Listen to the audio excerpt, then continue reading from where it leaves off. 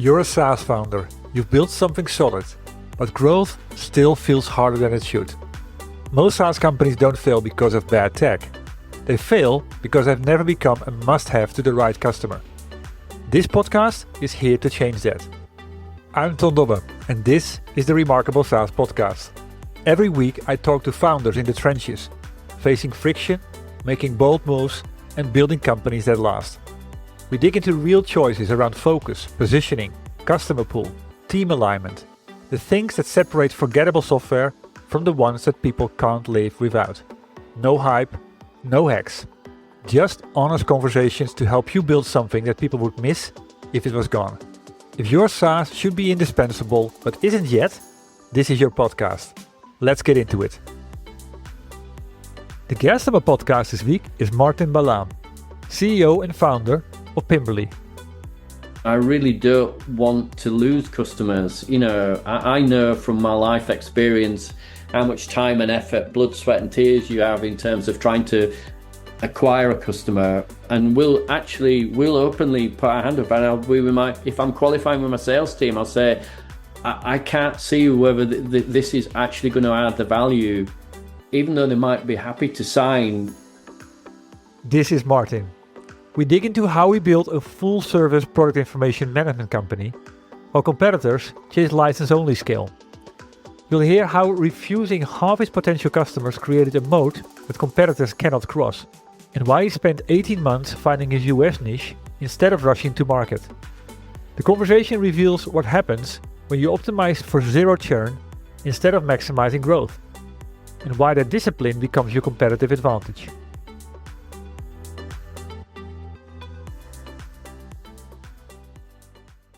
Well, hi, Martin. Thank you for making the time available today and being the guest on the podcast. Hello, great to be here. Very excited to understand and have a chat and see where we go. Yeah, exactly. It's going to be a conversation that, it's going to take, I'm not even sure where we're going to take it. When I got in the invitation to have you on the podcast, I checked you out, of course. I've seen a number of things that resonated with me. First of all, that you're a serial entrepreneur, but actually came from accounting, from what I understood. Yeah. So a reluctant accountant. So okay.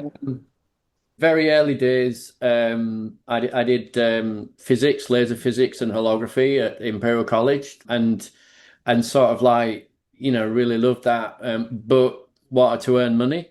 And then you sort of realize at the end of it, well, actually, if you want to earn the money, you got to go into the city or finance and things like that. And so the money drew me to the accounting side of it and Deloitte's. And I had a fantastic time. I didn't expect to like it. I thought, I'm going to hate it. I'm going to leave after a year. But actually, because you were going in with a cohort of scientists, at that time, they were recruiting scientists and engineers. Not accountants. So like nowadays, you got to have an accountancy degree and everything. Those days, they were like, no, we're going to have interest in sort of scientists and whatever. So we had a great time as a cohort, and I really enjoyed the time I was there. And looking back, really grateful because it gave me access to, a bunch of entrepreneurs and decision makers that I would never have had access to before. Sure. You're there, even if you just as a junior doing a bit of photocopying whilst you're in somebody's boardroom or whatever, you don't realize how much rubs off on you. Yeah, exactly. Well, it's interesting how everybody's career goes a certain path and then where you end up. Yeah. So I also saw that you've actually been running Jigsaw 24, the UK's largest Apple and Adobe systems integrator. Grew that from 45 million to 225 million in 5 years' time and exited. But before that, you already started the company that you're running right now, right? Yeah. 2018? Well, I started it whilst at Jigsaw, and actually, as you said, I'd serial entrepreneur or whatever, but basically, I'd really found my niche in terms of, I guess what people would know as buy and build, in IT managed services. I think I'd done 3 of them. Jigsaw 24 was the last one that I did. And I was itching to do something different, and I wanted to do software. I wanted to do a startup. I was thinking, how hard can that be? Uh-huh. And so Pimberly was started whilst at Jigsaw 24, and if you like, was incubated there, and Okay. ready for my next project, as it were, when we ultimately decided to let Jigsaw 24 go and move on and do something else. So it Yeah. was that's how that came about, in terms of I just feeling that I didn't want to, even though each project is totally different and you love it and Yeah. everything, I just wanted a new challenge, and also I got some, you grow up and you get friends and peers and whatever. I got a couple of people that had that had started their own software businesses and whatever, and they would always have a bit of a joke with me and say, well, it's all right for you, Martin, you've never had to start a business from scratch. And that always sort of like, well, I want to scratch that itch, and I want to show them that I can do that if I wanted to. Yeah. Exactly. So that's the incubation in the other company in Jigsaw 24. Yeah. Um, what was the what was the big problem that you saw already 3 years earlier before you actually sold Jigsaw? Yeah. What was that big problem that you saw that was screaming for a solution? Well, I mean, so first of all, the first thing that happened was that I decided that I wanted to do software. I wanted to do a startup. So therefore, with the background that you've got, you're sort of thinking, well, I need to look for, and especially with a bit of the finance background, I need to find a problem that needs solving. I need to find something that's got a hard ROI. Um, and hard ROI in our sort of parlance is, you can show that you can accelerate sales, and or you can show that you can reduce costs, therefore increasing margins and cash. And during my time, also completely separately, got a family business that I'm involved in that manufactures bedroom furniture in the UK. And during that period, they were Ah, getting asked increasingly for e-commerce ready product data for their downstream sales channels. And just lots of things came together, and I thought, you know what? This could be the problem. And actually researched it more. Also, heard in Jigsaw 24, we'd acquired a small little software business that focused around catalog management for large retailers. And sort of, so you had a little nugget of people that understood an element of it, and that bringing that together sort of like, created the nexus, if you like, of the idea of, right, this is what we're going to do. now I get the full picture indeed, because I also saw that family business. But back in the days, of course, 2015, there was e-commerce. Yep. And I can also, I mean, if I recall back, for what I know about the product information management market, there were also, of course, product information management systems. So Yep. what was it then that wasn't solved yet that became sort of the core thing of what you do today? Yeah, well, because of the family business, whatever, a lot of it was all around the digital assets as well. Uh-huh. So the images, the videos, the documentation that goes along with being able to enjoy a product, especially if it's a technical product, being able to install it and service it, etc. So there were, you're quite right. There were, I think at the time, I don't really think PIM was very well known. Everybody used to call it sort of MDM for product data, master Mm, data management product data. But that truly was just focused around the actual data and governance of databases and who owns what attribute and yeah. who has access to it and who can update it, etc. Whereas actually, there were very few, from what I could see, actually coming from the other way, which is, well, where does this data need to get to? The sales data, the things that's going to, the digital representation of the product to the end user, whether that's a B2B or B2C. Yeah. And you got this sort of two different worlds. You've got the digital asset management world that had been going on for decades, and then you got this sort of new e-commerce data, product data world sort of coming out of MDM and finding its feet. And that it was the juxtaposition of the two that I thought, if you can manage any form of data, whether it's structured or unstructured, i.e. images, videos, sound, it doesn't really matter. That's where it's going to go. And also marketplaces would just take it. Of course, Amazon was there and eBay was there. We all know those. But big retailers were starting to think about converting themselves to marketplaces, and certainly we saw that in our family business, and so the being able to manage multiple different variants of the same product for each end marketplace was the bit. And you looked at it and I thought, well, there's hardly anything that's doing that at the moment, and it's only going to get worse, as in Exactly. more complex. Yeah. Yeah, I mean, I can already see that storyline around the complexity exploding, because it's not indeed where you put it once. There's a multitude of channels these days where people are produce the same or put the same product but with different characteristics. Yeah, Now I get correct. it. Yeah. And then if you layer on it, pre-COVID, everybody was sort of fascinated about hyper personalization, and that creates more variance as well. Because I want to show this product that's specific to you, your age group, your likes and dislikes and whatever. And so that just was yet another dimension of variance. Yeah. So yeah. Just before we started this call, we talked about the 10 traits of my book, The Remarkable Effect. And I asked you which of the 10 traits specifically resonates with you. And you mentioned aim to be different, not just better. So you've got the business now for 10 years. What did you did in the beginning already with that in mind, in order to create that differentiation? But more Yeah. importantly, also something that's defensible and that you keep as a differentiation. What did you do different there?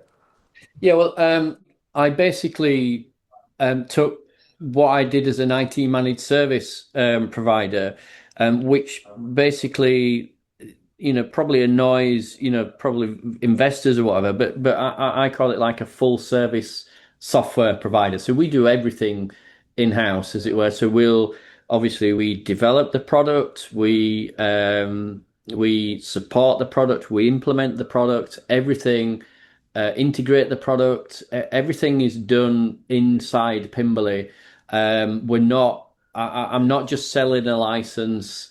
I'm not saying, oh, here you are, thanks very much. And by the way, here's three companies that are that you can choose to implement it for you, and I'll see you later, or type thing. I wanted it. I saw this because. Again, it's not a plug and play product. You have to integrate it. You only get any value out of it unless it's integrated with your downstream product data, systems and your upstream systems.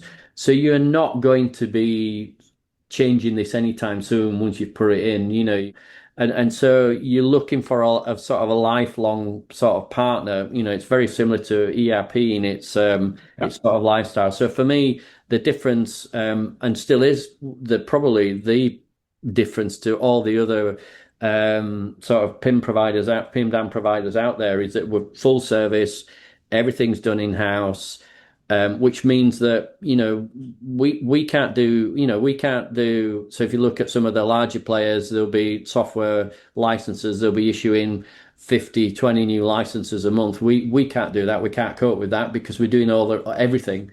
So we have to be very, very, and also for me, I really don't want to lose customers. I know from my life experience how much time and effort, blood, sweat, and tears you have in terms of trying to acquire a customer. And so try to be very open. And when we go through due diligence with a customer, it's as much to make sure that we can delight them and can deliver them an ROI as it is for them to us. And we'll openly put our hand up, and if I'm qualifying with my sales team, I'll say, I can't see whether this is actually going to add the value.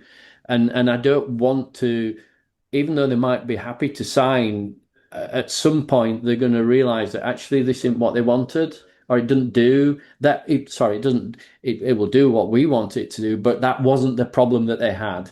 Exactly. And that's the bit that I think we're different. Is For that, sure. and I feel more comfortable, doing that. I'm not a, high growth, high churn sort of thing. I like to think that I've got customers that see us as true sort of long-term partners. Yeah. You highlight a very core point of what makes successful companies, and it's specifically being ready to say no when Yeah.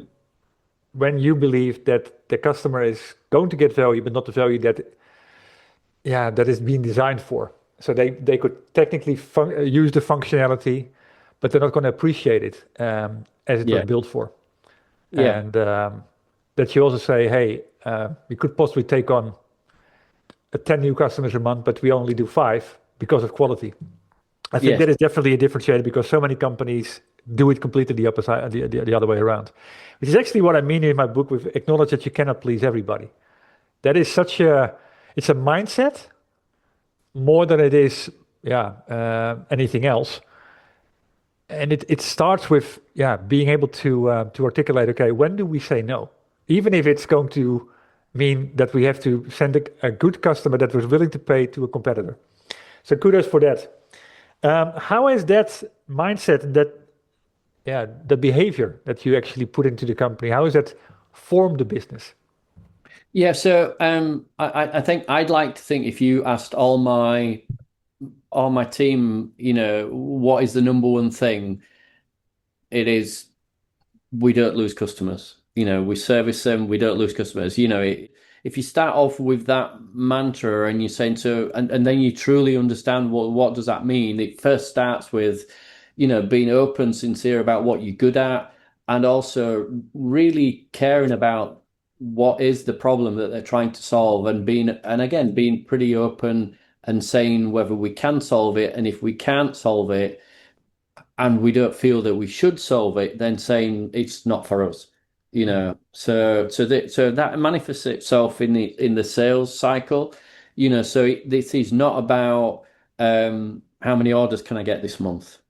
It's about what are they, and we have these things, we call them VIP, sort of. So a lead will come in, we'll work on it, and then it will go through a gate, and it will become a VIP lead, or it won't. And the VIP lead is that we believe that we're a great match. Let me make a small interruption here. Martin just made an excellent remark that sets his approach apart from typical SaaS wisdom. He explained how they qualify customers through what he calls VIP leads, but it's not about order size. It's about whether Pimberly can genuinely solve their problem in a way others cannot. He'd rather send a willing customer to a competitor than take their money and fail to deliver value. This long-term thinking is why they maintain sub 5% churn while competitors chase vanity metrics. And this is what remarkable software companies do. They aim to be different, not just better. Then they focus on the essence. And that creates fans, not just customers. Want to master these traits as well? Simply read my book. I've made the electronic version available for free. Just visit theremarkableeffect.com to grab your copy. An inspiration will spark within 10 minutes. Back to the interview. And for us, that's really important. And similarly on the development side of things, when I first started, obviously you have to build a product in your own mind's eye, because you're starting from nothing and you have no customers. So obviously you talk to people and you talk to potential customers and all that sort of thing. But one of the things that I did straight away as soon as we could, it was like literally pass over the product development roadmap to our customers. The customers are the number one thing. They are the things that they know what they need. And yeah, okay, you've got to do some triage and you can't do everything all the time for everybody. But we don't sit there and I mean, I'd love to be like Steve Jobs that could arrogantly say, I know what you need. But unfortunately, I'm not, and I know that I'm not. But it's a service that we provide. So listening to your customers, giving them what they need is another big sort of cultural trait from a product development point of view. Yeah. And then the other thing is on the customer care and service, or I guess people call it customer success nowadays. Yes, we have account managers or customer success managers, but we also have what we call technical account managers, and their entire remit is going to talk to the users of the platform. Because usually they're the ones whose voice rarely gets heard.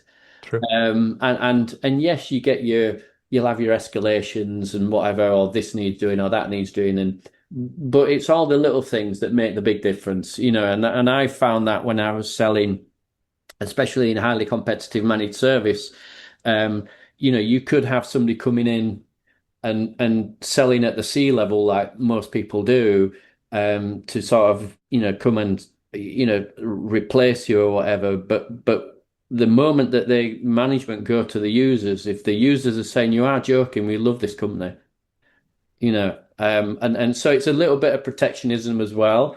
Exactly. We're not quite in replacement cycle yet in PIM because it's still relatively greenfield, but that will come in the years to come where it'll become more and more replacement. And so understanding and making sure that our customers' users have a voice, and our technical account managers are there to be the voice of our users, and into the development team. Fantastic. I mean, that connects again to my trait number 6. Remarkable software companies create fans, not just customers. And the fans typically are at the layer of like the data they use. And when things get rough, they defend you if you do the right thing. What I hear is 2 things. First of all, I like how you talk about, I heard actually 3 things. That you talked, first of all, about due diligence. If we do due diligence in the sales process, I mean, I haven't heard anybody talking about it in that way, but they actually do it the other way around. It's not that you try to get qualified by a customer. It's actually you qualify the customer to become a customer of yours, which is a good one. Then you talk about VIP leads, where a lot of organizations, when you hear the thing VIP lead, think that's a big order. It's a very big order. And you think, no, this is very big customer value. No. Well, I'd say rather than very big, it's more, for me, it's more of a dream fit, if you know what I mean. Yeah, exactly. Where you can deliver the biggest customer value. Yeah, totally. And we've been in business a long time, so we know that smaller customers grow into big customers. So you've I know that some people say, oh well, we want to move up the value chain, we want to move up pyramid and whatever. I'm just as interested in, if I come across a great business that I mean, I'm quite small, he's quite small and whatever, I'm just as excited because I know that they're going to grow and we're going to grow with them, if you know what I mean, together, So and in 5 years' time, that customer might be 10x the size for me, and infinitely loyal together, especially if you've been part of their success story. Yeah, completely agree. Now, you've been around now for 10 years. Let's look a little bit also around scaling. What I saw is that correct? You're now around 7 million ARR? Yeah. Yep. So, of course, during the time you went from 0 to 1, and then from 1 to 3 or 4, and then so you all go through all these phases. Now, if you talk about, for example, that point where it was required to start scaling, to do things in a more repeatable way, what has been the biggest challenge that you had to overcome then? Well, don't forget the bit for me was in the early stages because. Obviously, my previous background, which is the bit where, when I said before, when I had friends that said it's all right for you, Martin, but you never had to start a new business. My raison d'etre has always been sort of acquiring at around sort of 20, 30 million. When, you've got a customer base, you've usually got a sales, you've got customer success, you've got all the elements that you need to run a business. And so the early days where you had no customers or very few customers, and also where you didn't have the support mechanisms, you didn't have a customer success, you didn't have an implementation team. Everybody was doing everything, but also and people don't know that you could go 3 or 4 months without winning a deal, Yeah, true. and you're like, oh my God. Whereas obviously when you're much bigger, you're like, well, you would never dream of having a month where you didn't win a new logo. It's sort of like, well, that just doesn't happen anymore type No, thing. So, exactly. so the early days were the days that I found very emotional roller coaster, Yeah, really. And I'm sure everybody that's done it have been through it. It's yeah, like, oh my God, what am I doing wrong? But then, your experience comes, it's like, no, stick to your guns, focus on it, keep going, keep consistent. It will come. And of course it does, it comes, and don't chop and change, don't desperate people do desperate things, but if you're experienced, you sit back and say, no, we're doing the right things. We just need to soldier on, and it will come, and it does. It comes. can you give an example of one of the things that you said, okay, where everybody was sort of doubting it, and you said we stick to this, and it succeeded?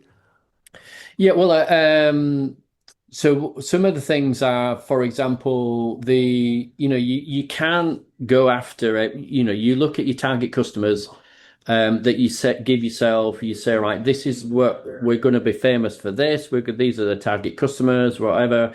And one of the easy things to do if it gets hard, and in the early days for example, when you've not closed a deal for a few months, it's easy to say, oh, I think we need to widen the customer base, the target audience. I think we need to lower our price. I think we need to give 6 months free trial. I think we need to go this, that, and the other. And you're like, no, these are the positives of that. These are the negatives. Let's stick to our thing. And also, that definitely they're the things that you would be faced with in the very early days. Exactly. Yeah. Um, so yeah, I mean, all the symptoms, widening, lowering price, giving things away for free is only going to attract the worst customer, and it's going exactly, to exactly. pull you And down. as we both know, that if all somebody's having to give up is their time, it's totally different to somebody having to part with even just a bit of cash, True. that they've got to then justify to their peers in their business. Yeah, It's a big difference. So yeah. exactly, exactly. So when did you start to go from founder-led sales, because that's of course what the Yeah. beginning is all about, to Yeah. having a sales force? And what year was that? Well, I'd say sort of year two, Hmm. where when you get to the point that you feel that you're really letting the side down by not having enough time to dedicate on the leads that are coming in, the good leads, as it were. That's when you know that you need to bring in somebody. But also, I've my experience has been, if you want to, if you do it too early, then and there's not enough for somebody who's coming in to do, then it can end up in a little bit of a disaster where they'll just come and go, if you know what I Yeah, mean. It's like, true. well, I didn't sign up to have nothing to do. I signed up to applying my skills as a salesperson and earning, as it were. And Hmm. Yeah, so it is a delicate balance. But I always tend to find that when if I sit back and I think, you know what, I have to say, when I came to the US, it was exactly the same. It was like, that's a bit I quite liked. It was like starting up all over again. And again, yeah, it's sort of like when I felt I couldn't cope, that's when I brought on the person, and that I still work that way. I know other companies do it a different way. Their scaling tactics are completely different. Which would be, look, you've got an MVP, it works, it's got a USP, yeah, you've got a target addressable market. Let's basically go big and whatever. And I guess that's just not me, if you know what I mean. yeah, true. So yeah. You highlighted a couple of, well, an important thing here, because you've been pretty much based in the UK in the earlier years, Yeah. and then, yeah, you now moved to the US, you're actually now in the US office, and you said something critical here. It feels like starting all over again because now no one knows you again. There's no Correct. customers, no references. People in the Yeah. US don't care that you have a UK customer, Yeah. because they're not like them. Yeah. So, have you done anything different? Or what is it, if you haven't done anything different while going into the US, what have you zoomed in on that worked extremely well in the UK that you've now, yeah, that has accelerated the momentum? Yeah, so the first thing is that obviously, you can tell from my trait at serial entrepreneur, you so you did the UK, got it up, got it sort of working and whatever, and you're itching then, aren't you? You're Mm, itching, right? What's my next challenge? And the obvious next challenge is to open up in another geo. US is obviously the place, but I'll be the first one. I probably it probably took me at least 12 months to work out how to go to market. yeah. Because okay, you've got what you do over in the UK, and you think, right, okay, I do all my prep, I identify my target customers. That really drove me to opening up in New York, because that's where, from a data point Uh-huh. of view, that's where the maximum density of target customers were, or HQs were.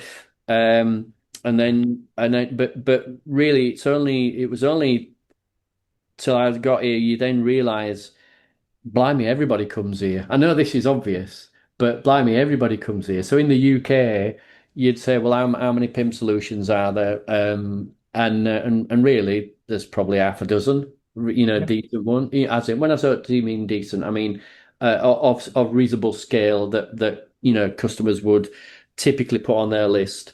I'm sure there are lots and lots of really good ones that are not quite the scale yet, but when you come to the US, the first thing you realize is, wow, everybody's here. There's lots of PIM solutions that I'd never even heard of before. True. And you're like, well, yeah, and if you imagine, well, why is the UK is going to be no different to anywhere else? In any country with any mature e-commerce sort of market is going to have its fair share of PIMs. And then guess what? They all then ultimately want to get to the US as well. So that was the first thing, was like, right, wow, there's a significant increase in competitive sort of nature. There's a lot more established, larger companies, but that then makes it more exciting, doesn't it? It's like, okay, well, I could either think, you know what, this is really hard, I'm going back, and let's go to Australia. That's going to be easier, type thing. But no, it plays to your strengths, which is, well, actually, if it's harder, that makes it even more True. exciting. Exactly. And then again, because of your experience, you know that yes, you've got a go-to-market plan and whatever, but you also know that you don't know what you don't know.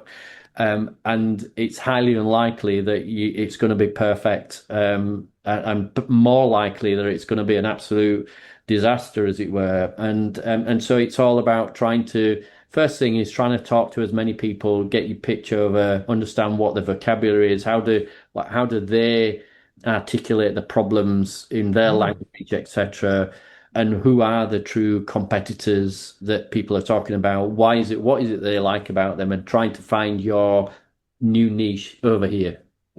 That's what it took me Yeah, 18 months probably. And I can and understand. yeah, yeah. Yeah, I can understand. So it was 18 months before you decided, okay, I open up the office, or were you already there and then No, it took no, I was 18 already months to there. get. I think you have to be here to know. You have to be here. You have to be out there talking, True. listening, losing. You've when you first come over, unless you've got a product that is unique, which, I mean, ours is great, but it is, at the end of the day, there's a lot of other products can do similar things.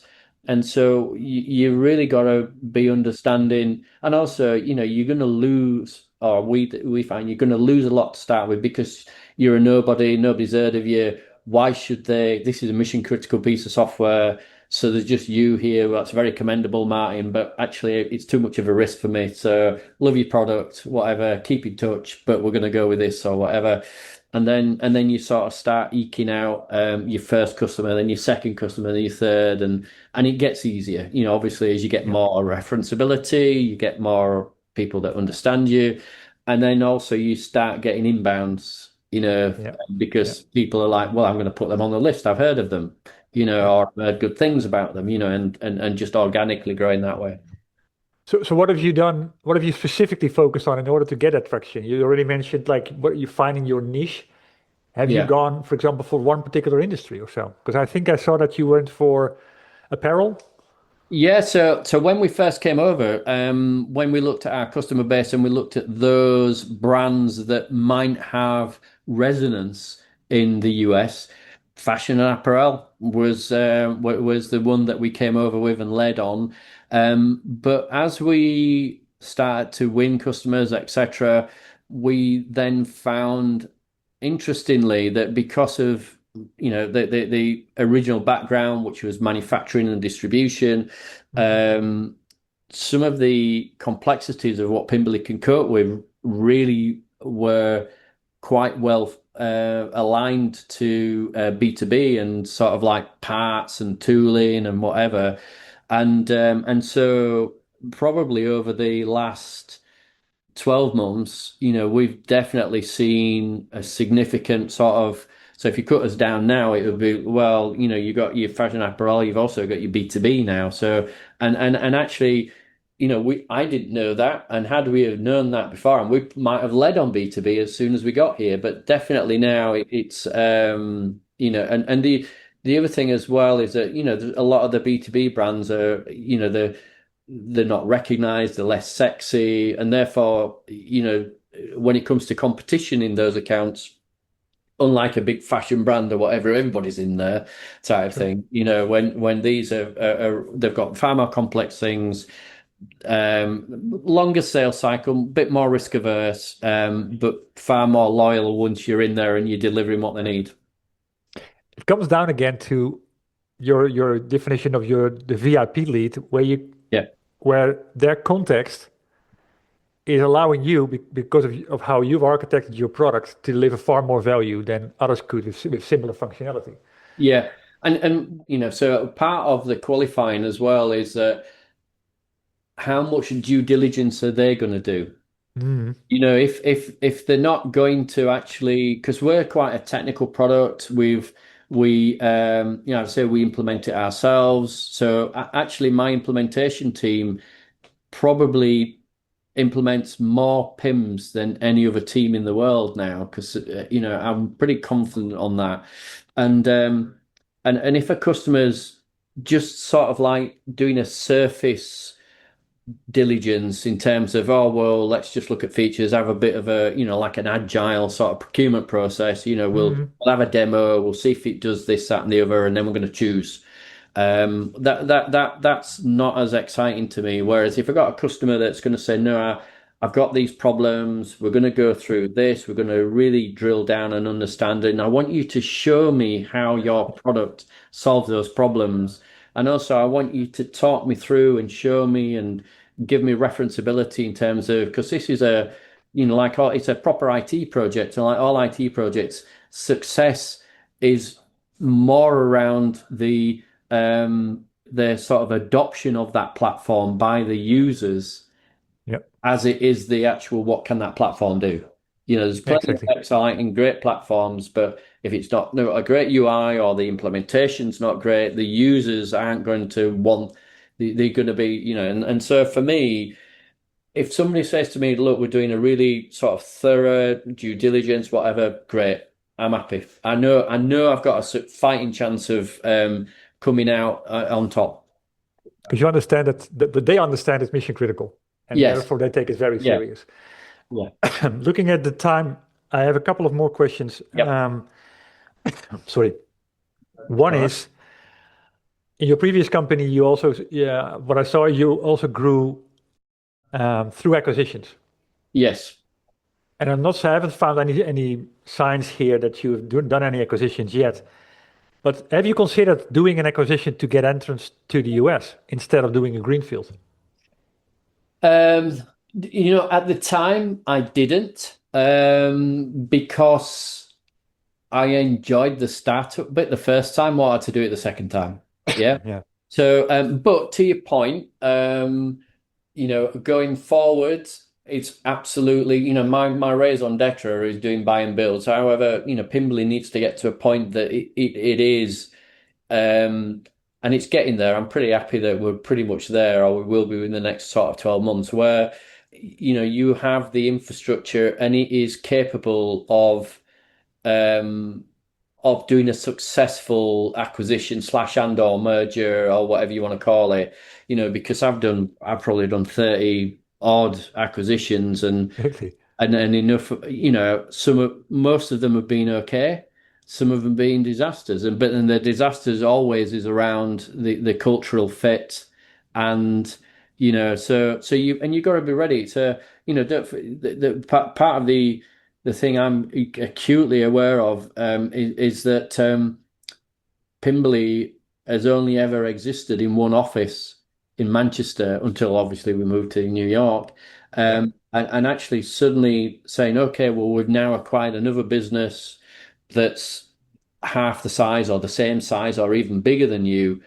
Yeah. It's a massive sort of psychological thing, and I need, Pimberly needs to be capable and ready and strong enough to be able to live through that, if you know what I mean. So Yeah. yeah. So it's not yet. I So completely agree. I mean, yeah, I've possibly yeah, also went through about 20 or 25 of those acquisitions, yeah, and it's where it's all seems to map on paper. Oh my God. yeah, So many things can go wrong there. yeah. Um, Let me see. From your entire entrepreneurial journey, moving away from Deloitte, getting into Jigsaw 24, starting and building the company that you have right now. What has been a lesson that you've learned very early day that you still benefit from today? I'd say you have to have different modes of operating, Okay, as a leader. So you need to know when you need to be autocratic, and when you can step back from that and just let people get on with things. And autocratic is sort of like when you go in, right at the beginning, when there's difficult decisions to be made in terms of yeah, where do we deploy resources, etc. Where don't we deploy because we don't have the money just then, or when, it's like when do we expand, how do we expand, and things like that. At the end of the day, nobody's going to do that for you, so you have to do that. But then once you've made that decision, you bring your team along with you, and then you get them to buy into it, and then you let them, do what they do best, which is run their departments. So it's going exactly. in and out of those sort of periods of autocracy and sort of running it as a team. Well said. I agree with that. It's and not many can actually separate the two because they're either this or that. It's- Yeah. yeah, but I mean, it's typically those life-changing moments, those big bets for the company that where the CEO needs to step in and have the confidence to say, okay, yes, I'm gonna bet the money on this. Yeah, yeah, Um, yeah. I know people say, you get they'll ask you and they'll say, oh, well, it's okay, you've been lucky and what. I mean, you say, well, no, I think the big difference between whatever word you want to call it, but entrepreneurialism is knowing that everything's a choice, and knowing that yeah, knowing when an opportunity, most people wouldn't see an opportunity or realize actually that's an opportunity, um, and actually, if you want to, you can make things happen, so exactly. So yeah. that was exactly the question I wanted to ask. What is the most unconventional decision that you've made that turned out to be a game changer for the company? Um, Unconventional. I guess for Pimberly, well, I think it's a little bit early days. I mean, I guess the unconventional bit was just doing it, and just keeping on doing it. It's sort of like um, I've never had an issue with growing a business. I've always seen it as relatively formulaic. I mean, at the end of the day, when somebody will say, well, oh, what's your path to growing to, let's say, 20 million ARR from your 7 or 8 that you're at now? You say, well, that's relatively straightforward, because my average ARR at the moment is sort of 50,000. So I know that I need to add 20 customers per million type thing, and that's how I always work things out. So I don't know. Yeah. I don't think there has been. I think coming to the US, I know that a lot of people, at the time said, well, why do that when there's plenty of customers still left in the UK? What is the point? Why would you do that? Um, Good. Yeah. but then, there's a little bit of selfishness, you know. I'd already got the UK up and running. I'd got a team that could do that, and it's sort of like, well, I want to take it to the US, I want to take it Yeah. out there, and so you got, I guess you got to be a little bit selfish in life, haven't you? So yeah, Well, yeah, they always say, the moment to say let's change is when you're at the top of your growth, when everything is going yeah, well. You have the fat and the energy and maybe also the extra resources in order to do that. But the moment it's yeah. already over the top and you're going down, yeah, good luck with that. Yeah, yeah.